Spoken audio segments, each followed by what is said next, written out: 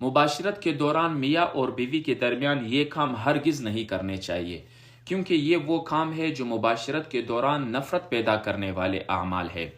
پہلے نمبر پر زبردستی یا بے رغبتی سے تعلق قائم کرنا۔ اگر شوہر بیوی پر دباؤ ڈالے یا بیوی ناپسندیدگی کے باوجود مجبور ہو تو یہ عمل محبت کے بجائے نفرت پیدا کرتا ہے۔ نبی کریم صلی اللہ علیہ وسلم نے فرمایا، تم میں سب سے بہتر وہ ہے جو اپنی بیوی کے لیے بہتر ہو۔ اس میں نرمی، رضامندی اور خیال شامل ہے۔ نمبر 2، بیوی کے جذبات یا راحت کا خیال نہ رکھنا۔ اگر مرد صرف اپنے خواہش پوری کرے اور عورت کی جسمانی اور جذباتی تسکین کو نظر انداز کرے تو وہ دل سے دور ہو جاتی ہے۔ اسلام میں دونوں کی تسکین اور خوشی مطلوب ہے۔ نمبر 3، ناپاک حالت یا گندگی میں مباشرت کرنا، مثلا حیض، ماہواری کے دوران تعلق قائم کرنا سختی سے منع ہے۔ ایسی حالت میں تعلق نفرت اور بیماری دونوں کا سبب بن سکتی ہے۔ نمبر 4، غیر فطری یا حرام طریقے اپنانا۔ اسلام نے مقعد پچھلی راہ سے مباشرت کو حرام قرار دیا ہے۔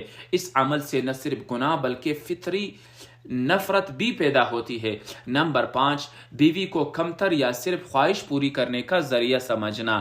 جب محبت، نرمی اور عزت شامل نہ ہو تو عورت کے دل میں بیزاری پیدا ہوتی ہے۔ مباشرت میں روحانی اور جذباتی تعلق بھی اتنا ہی ضروری ہے جتنا جسمانی۔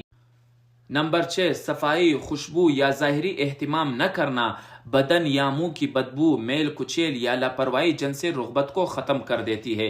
نبی کریم صلی اللہ علیہ وسلم کو خوشبو بہت پسند تھی اور آپ صلی اللہ علیہ وسلم پاکیزگی کا خاص اہتمام فرماتے تھے۔